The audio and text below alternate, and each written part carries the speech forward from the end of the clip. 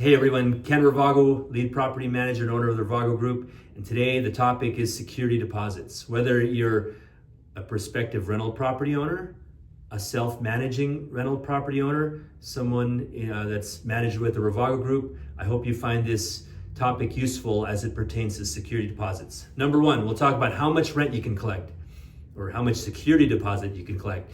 In the state of Nevada, you can collect 3 times the monthly rent. So for example, if your rent is $2,000, the maximum you can collect in security is $6,000. That includes any pet deposits, key deposits, cleaning deposits. 3 times the monthly rent is the max. It's also good practice to make sure you distinguish what's a cleaning fee versus a cleaning deposit. Is there a pet fee or is it a deposit? If it's a deposit, there should be that expectation that it'll be returned to the tenant because it's their money, unless there's justification to deduct from that deposit. Number 2, lease and condition report. Pretty obvious, you want to give your incoming tenant a copy of the lease. And it's also a good idea to give them a move-in condition report form. So once you move in to one of our properties, the tenant is provided a copy of their lease and this form where they can note down any damage that they find on the property upon move-in. It could be a ding on the stove, a scratch on the wall. We do our very best to have the home dialed in and rent ready, but the tenant also agrees to accept the property in its current condition. You know, the home is as is. Like when you rent a car, there might be a scratch on the fender. You want to note that down and account for it, so you won't be it won't be charged against you. Pretty much the same thing with a house.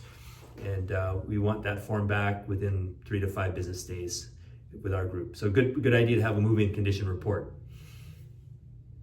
Deposit, again, is refundable unless otherwise agreed upon in writing. So fee, deposit, you want to make sure there's a delineation there.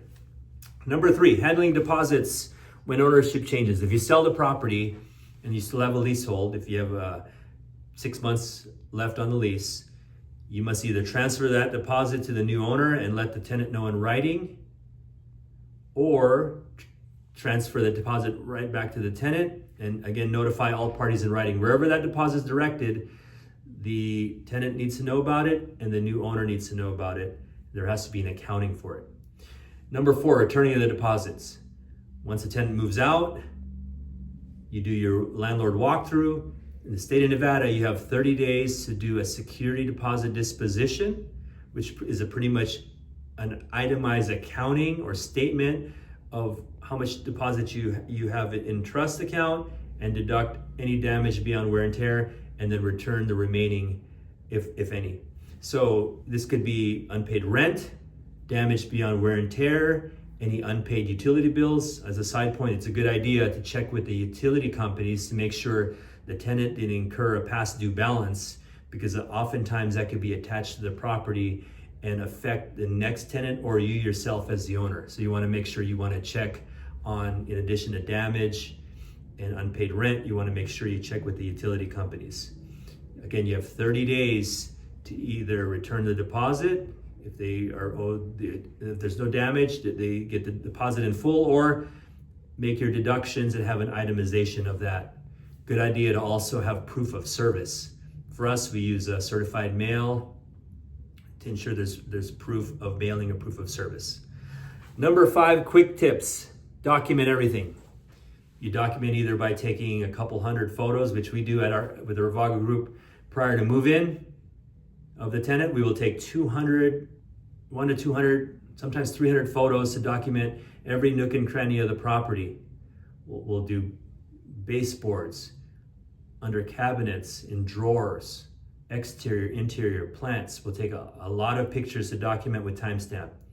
Upon move out, we'll do the same thing with a timestamp so we can cross-reference. We can do before and afters. Again, anything outside of normal wear and tear, then we make the logical decision to deduct. Invoices of repairs, documentation, any correspondence, it provides both sides protection if there is ever a dispute. It's always a good idea to mediate before you litigate. if you found this topic helpful. If you have any questions about security deposit in the state of Nevada, if you're a prospective landlord, a self-managing owner, and if you have questions, please use this as a resource. If you're one of our current owners, rest assured we have a system, a plan in place upon move out to ensure that the security deposit disposition is done correctly. Thanks for watching this video. Have an awesome day.